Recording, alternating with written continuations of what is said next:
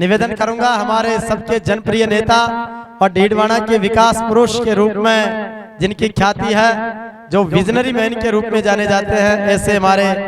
आदरणीय विधायक महोदय सम्मानित श्री चेतन जी डूडी साहब, जोरदार तालियों के साथ। राम राम साहब। आज स्वर्गीय श्री बक्ता राम जी सियाग के मूर्ति अनावरण प्रोग्राम में मंच पर उपस्थित सजना राम जी महाराज, शायद समस्त महाराज श्री कैबिनेट मंत्री डूडी साहब, मोहन राम जी, विधायक जी, तमाम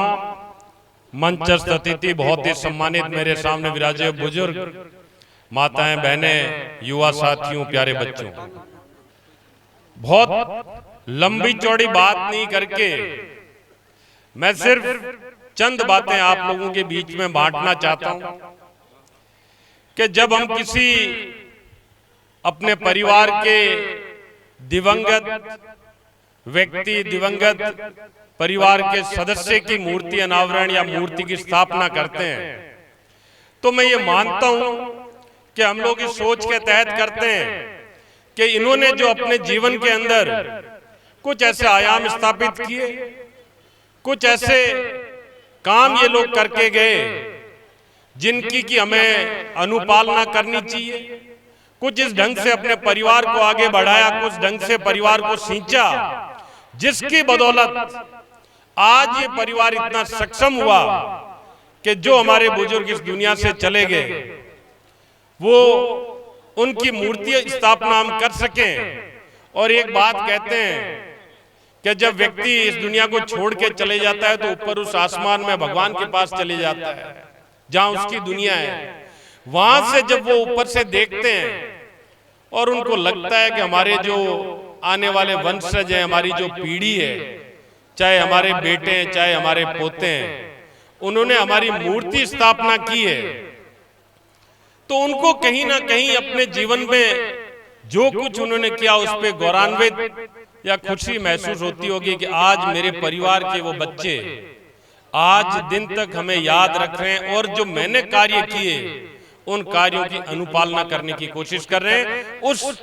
जीवन को आत्मसात करने की कोशिश कर रहे हैं। मैं एक बात आप लोगों के बीच में जब आपके क्षेत्र में हूं तो ये कहना जरूर चाहूंगा कि मेरा गांव लगभग यहां से 150 किलोमीटर दूर है और मेरे गांव के अंदर एक बड़ी अजीब सी स्थिति देखने को मिली। और वो अजीब सी स्थिति ये देखने को मिली कि एक नशा कुछ बच्चे करने लग गए। कामकाज के अलावा मैं बात आपके सामने बांटना चाहूंगा। एक नर्स मेरे पास एक ट्रांसफर के लिए आई, थोड़ा ध्यान से सुनिएगा। जब मैं उसके पास बैठा रहा, उसने डीडवाना बहुत साल तक नौकरी की और बोली मुझे वापस डीडवाना लगा दे या सिक्कर के आसपास दांता रामगढ़ लगवा दे। तो मैंने कहा जब आप डीडवाना थे, खुश थे, डीडवाना छोड़ के क्यों गए? बोला मुझे अपने बेटे को पढ़ाना था। मैंने कहा आपका बेटा पढ़ के क्या बना? तो बोला मेरा बेटा IIT में हो गया। और ये बोलते बोलते उनकी आंखों में पानी आ गया, रोने लगे। मैंने बोला आप रो क्यों रहे हो? बोला मैं अपने बेटे को कलेक्टर बनाना चाहती थी, लेकिन वो कलेक्टर नहीं बन पाया और मैंने सिक्कर इसलिए 10 साल निकाले ताकि उसको कोचिंग दे सकूं, बढ़िया पढ़ाई करवा सकूं और वो एक दिन कलेक्टर बने। आज वो कलेक्टर नहीं बना, इसलिए मुझे रोना आ रहा है। तो मैंने उनको ये बोला, विमला जी नाम है उनका, मैंने उनको ये बोला कि कलेक्टर नहीं बना कोई बात नहीं, आपका बेटा नशेड़ी तो नहीं बना, आपका बेटा किसी नशे का आदी तो नहीं हुआ ना? तुम बोला नशे का आदी नहीं हुआ। तो मैंने कहा बहन जी इससे ज्यादा आज के वक्त में खुशी किसी चीज में नहीं है कि आपका बेटा अपने पांवों पे खड़ा और कोई नशा नहीं कर रहा है। और जब मेरे गांव में 50 बच्चे नशा करने लगे, MD नाम की किसी चीज का कोई ऐसा केमिकल है, और मुझे जब वहां पे गांव के अंदर कैमरे लगवाने पड़े गांव वालों को, 25-25 लाख रुपए उन प्रत्येक एक घर के, उधार ले लिए उन बच्चों ने नशा करने के लिए, और जब पकड़े गए जो एमडी सप्लाई करते थे, तो आपको जान के बड़ा आश्चर्य होगा, हमारे अपने समाज के, जायल के और कुछ नागौर के आसपास के बच्चे थे जो पूरे के पूरे राजस्थान के नागौर के अंदर वो एमडी सप्लाई कर रहे। तो मैं आपको सत्यता बता रहा हूं, हमें अपने बच्चों को भी रिद्धकर्ण जी बोल के गए, मामला बहुत तेज है, दुनिया बहुत तेजी से आगे निकल रही है, दुनिया बहुत तेजी से आगे निकल रही है, और इस आगे निकलती हुई दुनिया में अगर हमें अपने बच्चों को बचा के रखना है, उनको अच्छे संस्कार देने हैं, तो ये जो पुरखे अपना जीवन जी के गए, उन पुरखों ने जो जीवन जिया है उस पर लगातार हमें ध्यान देने की जरूरत है। किन हालात में उन्होंने अपना जीवन जिया है। मेरे वहां पे डाबड़ा नाम का एक गांव है, 5 शहीद हो गए वहां पे, और वो शहीद इसलिए हो गए कि उन्हें अपनी जमीन का हक मांगा, किसानों के लिए हक मांगा, मेरे और आपके लिए हक मांगा कि हमारी आने वाली पीढ़ियां उस जमीन पे खुद जो खेती करती है उसके मालिक भी वही बने। पिछला जो बजट था उसमें मैं मुख्यमंत्री जी के पास गया और मैंने बोला साहब 50 लाख रुपए डाबड़ा जो जगह है उस जगह का, रामेश्वर जी वहां आके गए,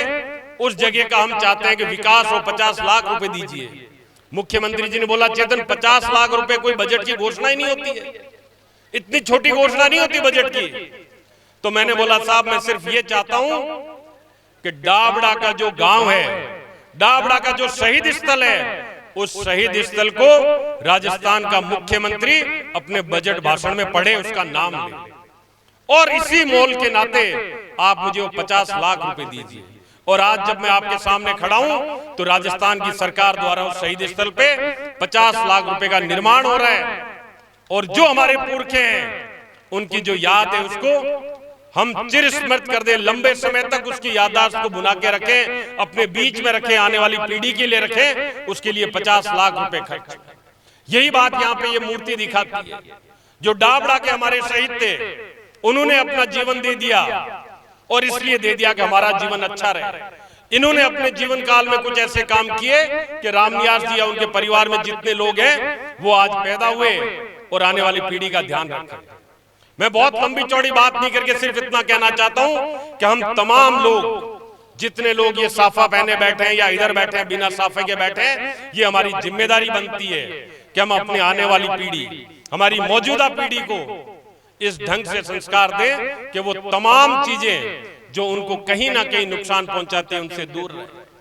राजस्थान की सरकार, मैं चूंकि विधायक हूं, रामेश्वर जी यहाँ बैठे हैं कैबिनेट के मंत्री के रूप में, लगातार आप लोगों के लिए काम करने की कोशिश कर रही है, चाहे वो मुफ्त में बिजली हो, चाहे वो मुफ्त में इलाज हो, चाहे अन्य कोई भी चीजें हो। लेकिन आपको और हमें ये समझना पड़ेगा कि जो किसान बॉर्डर पे बैठे रहे, बॉर्डर पे, और 700 से ज्यादा जो किसान शहीद हो गए, उसके बाद में मोहन काका यहाँ बैठे हुए, ये खुद इन चीजों से ताल्लुक रखते हैं। 1 साल तक जब 700 किसानों की शहीदी हो गई, उसके बाद सिर्फ ये कहा जाता है कि हम माफी मांगते हैं और हम ये काले कानून वापस लेते हैं। ये जो रिद्धकर्ण जी ने बात की, आपको हमें समझना है कि कौन लोग ऐसे हैं जो किसान की चिंता करते हैं, कौन लोग ऐसे हैं जो गरीब की चिंता करते हैं, कौन लोग ऐसे हैं जो मजदूर की चिंता करते हैं, और कौन लोग ऐसे हैं जो मनमोहन सिंह जी के टाइम ये बोलते थे कि एमएसपी कानून होना चाहिए, और जब खुद प्रधानमंत्री बन गए तो एमएसपी पे कोई बात नहीं होती है। मनमोहन सिंह जी के टाइम जो 450 रुपए का सिलेंडर था वो आज 1150 रुपए पार कर गया है। जो 60 या 62 रुपए के अंदर डीजल मिलता था 1 लीटर, वो आज 90 रुपए पार कर गया है। जो 24-22 रुपए किलो आटा था वो 38 से 40 रुपए हो गया है। ये तमाम बातें आपको और हमें सोचने की दरकार है, समझने की दरकार है, और ये बताने की जरूरत है। हमें कुछ ऐसा करना होगा कि जो ये लोग जीवन जी के गए,